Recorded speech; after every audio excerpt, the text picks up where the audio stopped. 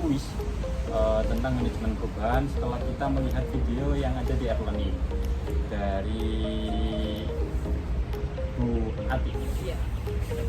Oke. Nah, kita punya soal nih. Nah, nanti kita kopiok, kita ambil satu-satu ya. Nah, mulai dari siapa dulu nih? Mulai dari Ani mau ambil. Aku dulu ya. Ani gua aku. Oh, Aku, iya. Ani. Oke. Pertanyaan saya, mengapa perusahaan dituntut untuk berkembang dan kreatif menjalankan bisnisnya, padahal bisnisnya yang sekarang sudah berjalan? Jadi teman-teman, itu kenapa sih perusahaan itu dituntut untuk selalu berkembang, kreatif dan grow bisnisnya sendiri? Karena apa? Semua bisnis itu pasti ada titik jenuhnya ya teman-teman. Jadi ketika anggapannya itu kurva S, ketika udah di sini, terus dia itu kan melakukan kreativitas, dia jadi naik ke atas kayak gini. Dan di atas ini pasti ada titik jenuhnya teman-teman. Jadi ketika dia udah merasa di titik jenuhnya, dia akan sedikit demi sedikit akan turun. Ketika turun ini kita harus bisa kreatif lagi, biar apa? Biar mengulangi cycle yang ada teman-teman. Jadi cycle-nya akan jadi dari turun terus ke naik. Nah, jadi kan ketika turun lagi kita harus berusaha buat menaikkan lagi kayak gitu. Jadi fungsinya kreativitas atau fungsinya inovasi itu ada di sana itu teman-teman. Misalnya contohnya di produk Indomie. Nah, Indomie itu kan banyak teman-teman yang mengeluarkan produk-produk baru berbagai macam rasa. Misalnya rasa Aceh. Nah, ketika Indomie mengeluarkan rasa Aceh, dia kan bakal naik company-nya. Nah, ketika naik company-nya, dia bakal ada titik jenuhnya turun dan dia bakal muncul rasa lagi dan dia bakal naik lagi. Seterusnya seperti itu kayak gitu sih.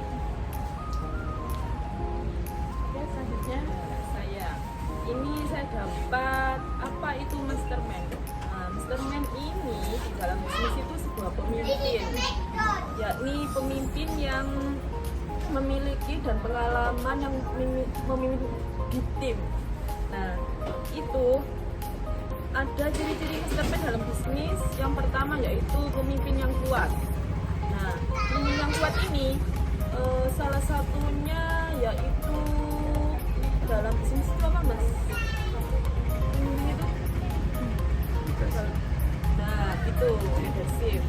Nah, yang kedua itu pengambilan keputusan yang tepat, yakni anggotanya itu menyarankan kayak apa, sebuah pendapat. Nah, yang nantinya itu pemimpin ini yang memilih salah satu pendapat itu. Yang kedua yaitu komunikasi yang efektif, yakni berkomunikasi dengan baik. Yang keempat yaitu kemampuan analisis dan pemecahan masalah. Pemimpin mampu memecahkan masalah tersebut. Yang kelima yakni visi dan strategi yang jelas. Tentu saja pemimpin juga memiliki strategi dan visi yang jelas.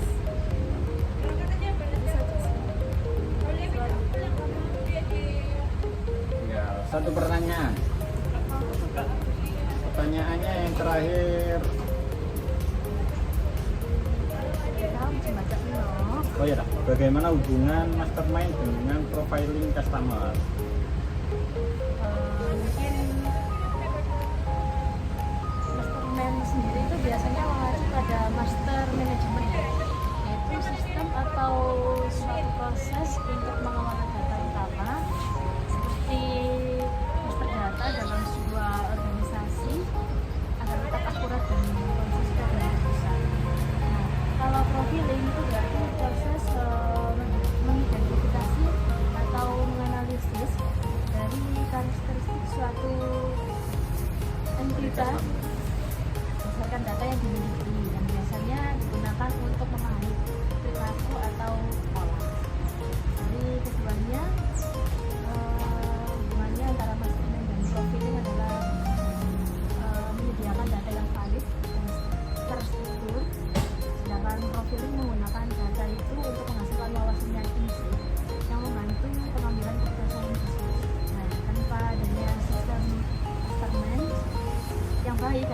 profiling itu tidak akan bisa tidak bisa salah atau menyesatkan.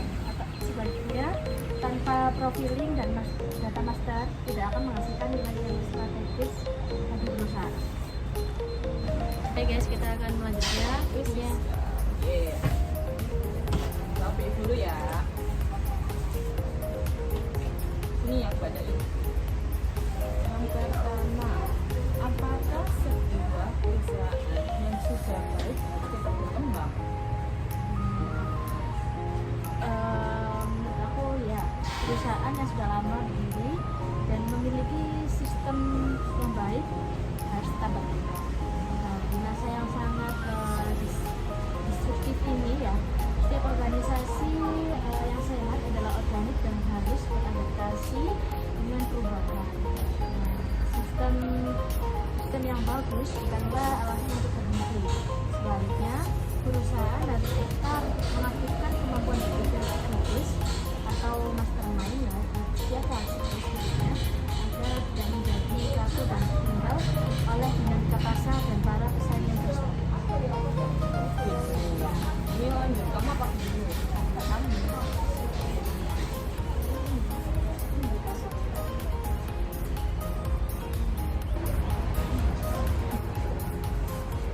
saja yang membuat perusahaan sulit berkembang?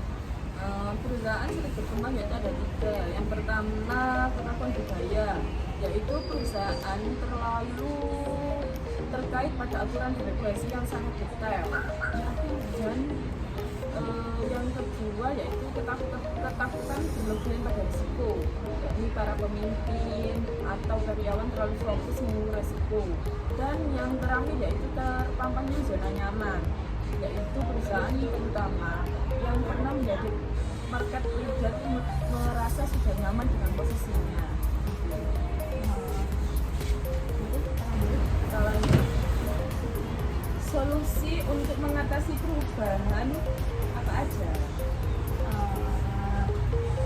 Solusi menurut saya ya ada 2, yaitu yang pertama komitmen dan kesadaran dari pimpinan atau leadership komitmen ya. Nah, perubahan yang sukses harus dimulai dari puncak. Nah, kunci utamanya adalah komitmen dan kesadaran yang kuat dari para leader atau pemimpin dari perusahaan. Terus ada dampak kepemimpinan ya, tanpa leader yang bersedia berubah dan mengarahkan upaya perubahan tingkat bawah akan sulit terwujud. Jadi kepemimpinan yang memimpin perubahan dapat menyumbang hingga 50% keberhasilan transformasi organisasi. Yang kedua, ada penerapan pola pikir yang seimbang atau management approach. Nah, itu perusahaan perlu mengadopsi cara berpikir yang seimbang yang disebut dengan mastermind. Nah, ini berarti tidak hanya fokus pada suatu aspek, misalnya hanya pada aturan atau hanya pada risiko. Nah, dan tujuan keseimbangannya ya, itu sangat penting. Nah, tidak hanya fokus pada aturan atau yang kaku, tetapi juga terbuka pada ide baru atau pemimpin leaders ya. Dan tidak hanya fokus pada risiko, tapi juga berani bertindak dan mencari pencapaian.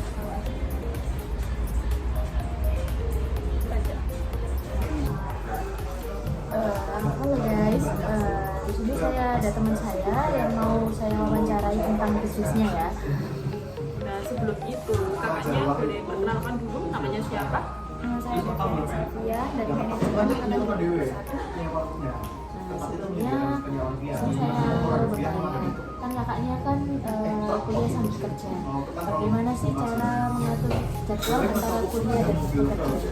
Itu seperti bagi waktu ya, kayak pagi bekerja, sorenya nanti malamnya kuliah. Itu aja.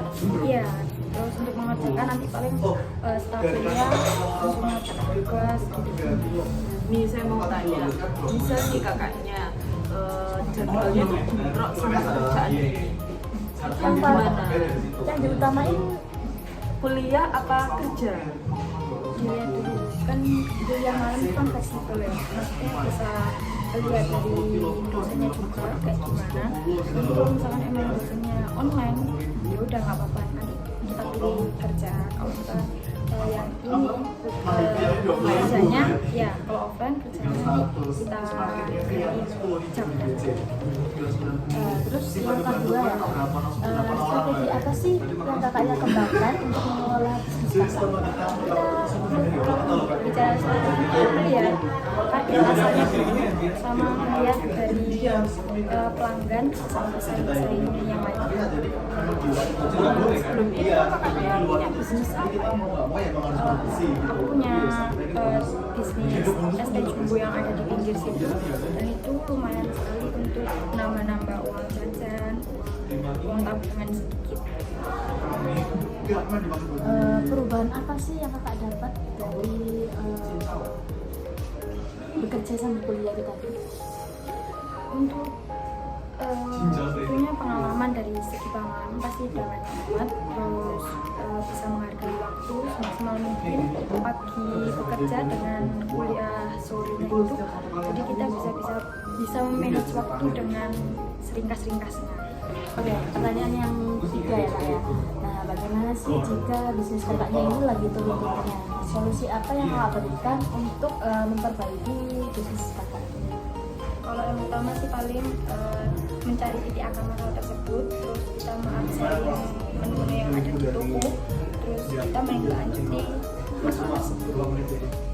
Seperti promosi ya kak ya? Iya, Atau kakaknya bisa memberikan promo-promo? ya diskon di 2 1 Itu aja apa ada yang lain? Kak? sudah sejauh ini. Mungkin itu saja dari kami. Kurang lebihnya mohon maaf. Wassalamualaikum warahmatullahi wabarakatuh.